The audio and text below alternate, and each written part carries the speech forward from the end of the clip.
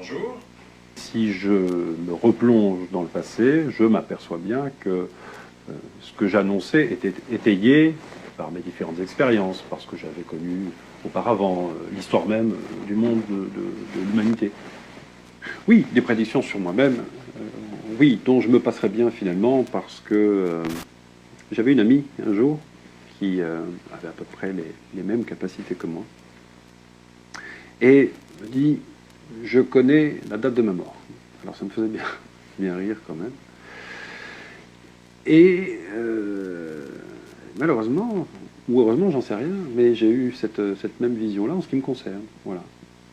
Alors, avec précision, ce serait difficile à dire, mais en tout cas, c'est vrai que fin 2012, je pense que mon heure sera venue. Ce qui est tout à fait... Voilà, la vie est ainsi faite.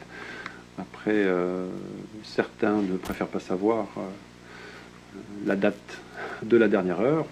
Je trouve que mes capacités m'ont permis, un petit peu par hasard, je dois le dire. Voilà, mais ça ne m'affole pas plus que ça. Il y a le temps encore. Oui, il y a le temps.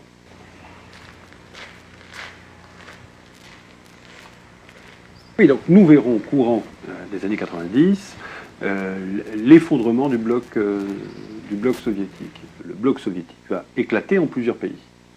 Voilà. Et certains d'entre eux, même, seront probablement intégrés dans l'Europe.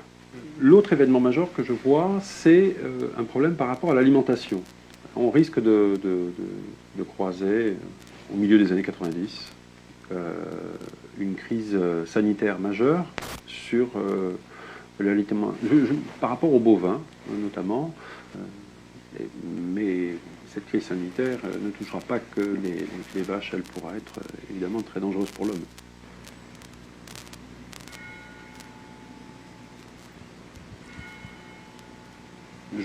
J'ai prédit, et je voyais très bien qu'il allait se passer une catastrophe nucléaire en URSS.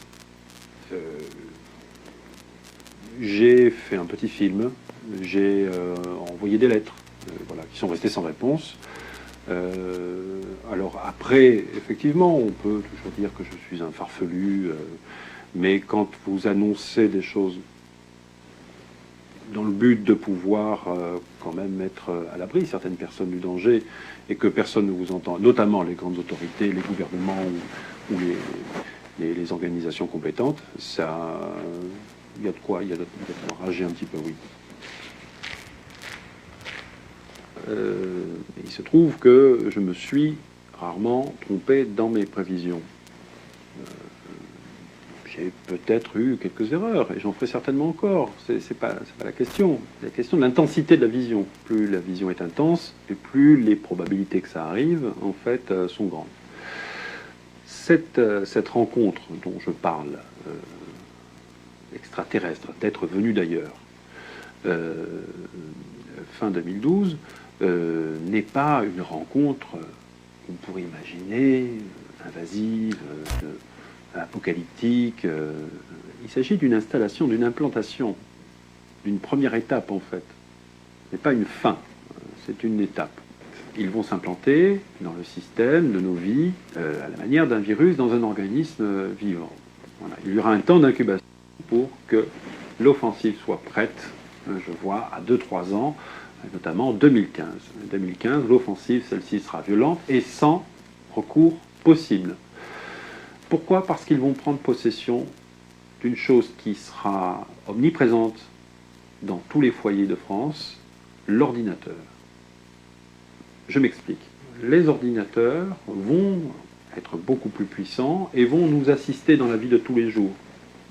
On va dire les années 90 au milieu des années 2000, vous allez voir, les ordinateurs tels qu'on les connaît aujourd'hui n'auront rien à voir. On pourra envoyer des lettres par ordinateur, des photos par ordinateur, comme on envoie par exemple un télégramme par Minitel. À partir des années 2000, le développement des ordinateurs dans les maisons fera qu'on sera relativement dépendant de ces machines-là, parce qu'elles vont à peu près régir notre quotidien. Ce sera notre talon d'Achille. En 2015, l'offensive des extraterrestres, dont je parle d'une offensive violente, consistera à prendre possession de nos ordinateurs, et donc nous n'aurons plus aucun recours possible, nous serons leurs esclaves.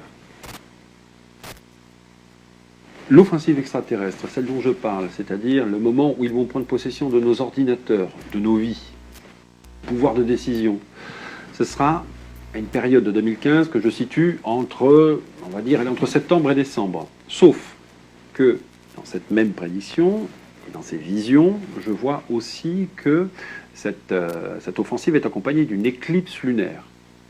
La seule éclipse lunaire qui existe, en tout cas qui a lieu dans cette période-là, c'est le 28 septembre. 28 septembre 2015 sera la date, si on ne doit pas parler de jugement dernier, en tout cas la date d'une heure fatidique pour l'humanité. Ça, j'en suis convaincu.